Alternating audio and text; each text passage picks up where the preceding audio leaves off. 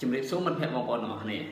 ក្នុងវីដេអូឃ្លីបនេះគឺខ្ញុំឆ្លើយតបទៅនឹងសំណួររបស់បងប្អូនមួយចំនួនដែលបានសួរខ្ញុំថាតើធ្វើយ៉ាងណាដើម្បីអារម្មណ៍មូលនៅពេលរៀនពីព្រោះបងប្អូនមួយចំនួនដែលកំពុងសិក្សាហ្នឹងខ្លួនខ្ញុំផ្ទាល់ក៏ធ្លាប់ជួបបញ្ហាហ្នឹងយើងបញ្ហារបស់យើងគឺពេលរៀនអារម្មណ៍យើងអត់មូលទេ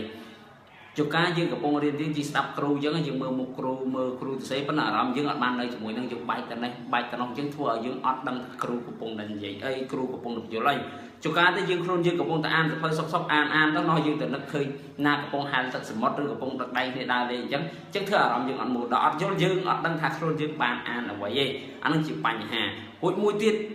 អានបែកអារម្មណ៍ហ្នឹងវាមិនត្រឹមតែថាយើងអានអត់យល់ហើយមិនត្រឹមប៉ុណ្្នឹងទេវាបន្តដល់ឲ្យយើងងុយដេកទៀតពួកយើងកំពុងអានទៅយើងបែកស្រើបែកស្លងធ្វើយើងមានអារម្មណ៍ងុយចេះចង់គេអញ្ចឹងពេលរៀនដូចគ្នាហ្នឹងពិតជាបញ្ហាមែន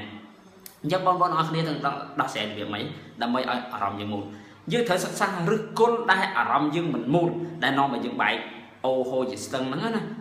មូលហេតុដែលយើងបែកហ្នឹងបើយើងនិយាយឲ្យងាយណាងាយស្ដាប់គឺដោយសារតែយើងអត់ដឹងថាខ្លួនយើងកំពុងតែធ្វើអ្វីអញ្ចឹងសួរតែធ្វើម៉េចដើម្បីឲ្យអារម្មណ៍មូលអញ្ចឹងជំហានដែលងាយជាងគេដែលគិតងាយយល់ជាងគេដែលដោះស្រាយបន្តជាងគេហ្នឹងគឺដឹងថាខ្លួនយើងកំពុងតែធ្វើអ្វីអញ្ចឹងជានិច្ចការក្នុងរយៈពេល5នាទីឬ10នាទីបងប្អូនឬក៏បងហ្នឹងអាចសួរខ្លួនឯងថាតើខ្លួនឯងកំពុងតែធ្វើអ្វីអាសាខ្លួនឯងថាខ្លួនឯងកំពុងតែធ្វើអ្វីឲ្យយើងដឹងខ្លួនឯងភាសាអង់គ្លេសថា be conscious ឲ្យយើងដឹងខ្លួនរហូតណាឲ្យយើងដឹងខ្លួនយើងថាយើងកំពុងតែធ្វើអ្វីពេលណាដែលយើងដឹងថាខ្លួនយើងកំពុងធ្វើអីយើងសួរខ្លួនយើងថាតើអ្វីដែលយើងកំពុងធ្វើហ្នឹង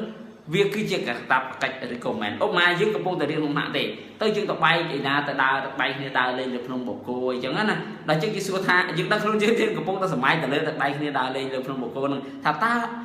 អ្វីដែលយើងសម័យនេះវាជាកាតព្វកិច្ចរបស់យើងអត់ជាកាតព្វកិច្ចអត់អញ្ចឹងបើសិនជាមិនជាកាតព្វកិច្ចស្អីជាកាតព្វកិច្ចរបស់យើងគឺស្ដាប់គ្រូឲ្យយល់ស្ដាប់គ្រូឲ្យយល់ចុះពេលនោះយើងចាប់ដើមទាញខ្លួនយើងវិញថាខ្ញុំកំពុងតែរៀនអញ្ចឹងកាតព្វកិច្ចរបស់ខ្ញុំគឺត្រូវស្ដាប់ឲ្យយល់ស្ដាប់យល់អានោះជាភានមួយបន្ទាប់ពីហ្នឹងហើយទៀតត្រូវធ្វើម៉េចទៀតបន្ទាប់ទៀតត្រូវសួរខ្លួនឯងមកសួរខ្លួនឯងតែទៀតថាតើអ្វីដែលគ្រូបាននិយាយនិងកំពុងនិយាយប្រាប់យើងសួរតទៀតហ្នឹងយើងទាញអារម្មណ៍យើងមកវិញព្រោះយើងសួរថាតើយើងទទួលបានអ្វីដែលគ្រូកំពុងតែបញ្យល់និងបានបញ្យល់ប្រាប់យើងថាយើងទទួលបានអីខ្លះអញ្ចឹងកាលណាយើងសួរពីសំណួរជាប់គ្នារហូតអារម្មណ៍យើងគឺអត់ងាយបែកទេអត់បែកទៅណាអញ្ចឹងដូចគ្នាដែរនៅពេលតែកំពុងអានបងប្អូនបើសិនជាបែកអារម្មណ៍ធ្វើដូចខ្ញុំនិយាយប្រាប់អញ្ចឹងសួរថាខ្លួនឯងកំពុងធ្វើអីពេលបែកអារម្មណ៍ខ្លួនឯងកំពុងធ្វើអីដល់ពេលដឹងថាខ្លួនឯងកំពុងធ្វើអីហើយសួរខ្លួនឯងទៀតថាតើទទួលបានអីខ្លះកំពុងអានសភៅនឹងអត្ថបទនឹងនិយាយពីគេបញ្យល់យើងពីស្អីគេរកឲ្យឃើញថាយើងបានចេះអីគេពីការអានហ្នឹងយល់អីគេអញ្ចឹងនៅពេលដែលយើងដឹងពីអាហ្នឹងទៅពេលហ្នឹងអារម្មណ៍យើងគឺអត់បែកទេមិនបានអត់បែកព្រោះយើងកំពុងដឹងថាខ្លួនយើងកំពុងធ្វើអីដល់ពេលយើងដឹងខ្លួនយើងកំពុងធ្វើអីអាហ្នឹងយើងអត់បែកអារម្មណ៍ទេមនុស្សយើងបែកអារម្មណ៍គឺដោយសារតែយើងអត់ដឹងថាខ្លួនយើងកំពុងធ្វើអីយើងបដែតបដូងតាមហ្នឹងអាហ្នឹងយើងអត់ដឹងទេអញ្ចឹងធ្វើឲ្យយើងមានអារម្មណ៍ថាបែកអារម្មណ៍បាទអញ្ចឹងខ្ញុំនិយាយម្ដងទៀតណាពីសំណួរដែលអាសាសួរខ្លួនឯងជានិច្ចរំលឹកខ្លួនឯងកំពុងតែធ្វើអីរួចវាជាកាតព្វកិច្ចអត់អាហ្នឹងណាបន្តមកទៀតគឺ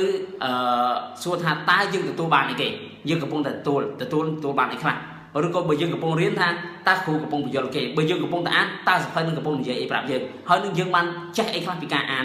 រយៈពេលប្រហែលដែលយើងអានពីដំបូងមកហ្នឹងសួរតែប្រហែលសំណួរហ្នឹងហើយពេលហ្នឹងយើងនឹងអាច control ទៅលើខ្លួនយើងបានមានន័យថាអារម្មណ៍យើងអាចប្រើអារម្មណ៍យើងឲ្យមូលជាងហ្នឹងបានអញ្ចឹងខ្ញុំគិតថាវីដេអូរយៈពេលប៉ុណ្ណឹងហើយបងប្អូនអាចយកទៅអនុវត្តធ្វើតាមប្រកាសជាបានផលអញ្ចឹងជូនពរឲ្យជោគជ័យទាំងអស់គ្នាសូមជម្រាបលា